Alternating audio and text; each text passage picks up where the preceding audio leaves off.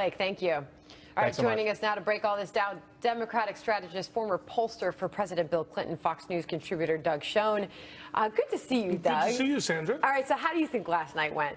Well, at the very least, it was good TV. It was very good TV. I don't think anything was resolved finally. That'll, I think, ultimately begin to get done in the first debate on the 26th at Hofstra. But I think we saw some fault lines. Hillary Clinton still doesn't have a good answer, if she ever will, on the email scandal.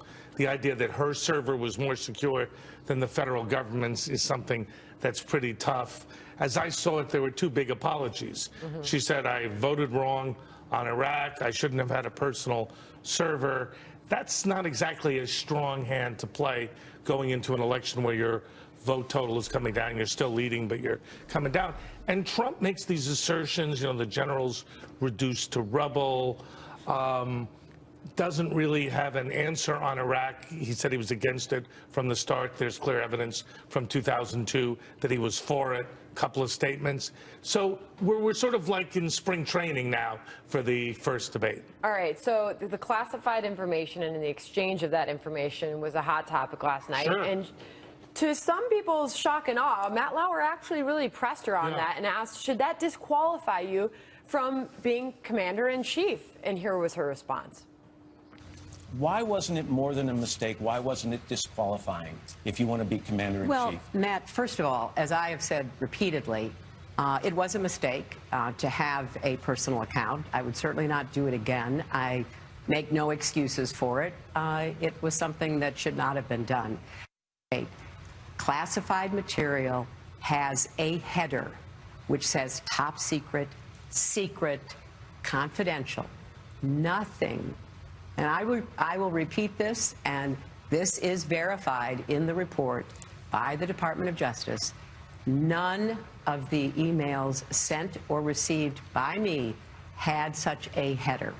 Kat, you were having a... Yeah, because she said, I make no excuses, and then she continues to make excuses for pretty much the rest of the interview. And it's, you know, there's nothing in the report that said this and that, blah, blah, blah. The fact that you were careless with something so important, I think, is disqualifying in itself. Also, she doesn't speak to the little C that was apparently on 3 documents, which she said she was unaware, meant they were classified. And she said it was related to alphabetical order. Even if that were true, you double-check something like that. Also, the drone program. I mean, wouldn't you think the drone program would be something that would be top secret no matter what the characterization of the heading? Something interesting, though, happened on social media during this event. Just outrage by Clinton surrogates and Clinton supporters about how Matt Lauer treated her versus Trump.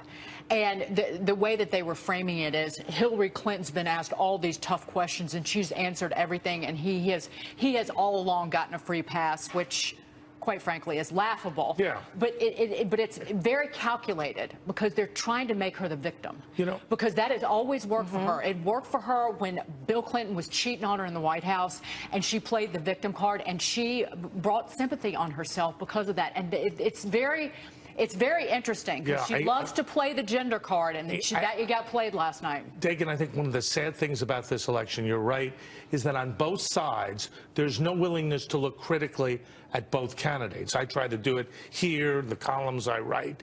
I think Hillary Clinton's open to a lot of criticism, as we've been discussing, certainly Donald Trump. But to do this, blame the moderator, make the candidate a victim, and attack those who would have the temerity to raise the questions is, I think, very unhealthy. Well, let's attack the member of the military who asked her the question. Why don't you go after him? I actually saw people saying it was sexist. Is it a television I'm telling you, debate? that's what's going on. when it's Trump versus Clinton on television, I think Trump wins that hands down. He's a reality TV star. He's been doing it for 12 years. Altogether disagree with that, because you wrote in the Wall Street Journal, Doug, yesterday, pundits have written off Donald Trump, but the polls tell a different story. Your headline on your op-ed reads, President Trump isn't far-fetched. No, it isn't far-fetched. I printed it out and read it and quoted from it yesterday. Well, thank you. I appreciate that. It isn't far-fetched, but it also is uncertain. Look, I stand behind my piece. I think Hillary Clinton has a slight advantage overall, a clear advantage in the Electoral College. But, and the but is why I wrote the piece, all the movement is to Donald Trump. There is no clear sense that Hillary has a clear strategy and message. Trump's message is improving. My point in writing the piece was to try to assess where the race is now objectively, give tips to both sides. And what is the major tip to Donald Trump to win the election? A coherent message of change and corruption and what's going to be different, rather than these crooked Hillary general. So don't focus on his own policies, just go on the attack on Hillary Clinton? That's the change part. Change. This doesn't work. Here's what we need to do. Corruption in Washington, change. An economy that's stagnated, change. A foreign policy that's tepid and impotent, change. A notion it just seems like there's such an opportunity where you still see that the economy is #1 in the polls, the #1 concern, but here he is, a businessman who is the GOP nominee. Correct. There's such an opportunity to just focus on that message. I agree completely. I digress. I agree completely. And I think one thing Trump's doing, and he's kind of getting beaten up for it, is he's saying he's going to get the smartest people in the room. He, as a business owner, he doesn't have all the answers to every different part, but he's going to have the top generals. He's going to have the top successful business leaders. I think that's something that he should be talking about more, because that's something I want to hear. Not that one person with a little bit of experience has all the answers, but that they're going to put the best team together to make the best decisions. He needs to hone his policy responses, though, and when you read them, you might hear them, but when then you go back and read the transcript, they're very, very thin. And that's when he gets into trouble, when he starts talking about Putin's poll numbers. Rather than talking about actual policy with Russia, he wants to talk about Vladimir Putin as the man and not our relationship with him and that nation. All right, did anybody win the evening? I don't think anybody won the evening. I don't think either one did himself any particular good or, in the end, particular harm. All right, very good. Doug Schoen, good to see you. It's great to be here. Thanks for being here. Coming up, Super Mario to the rescue. Apple hoping the gaming icon will boost sales.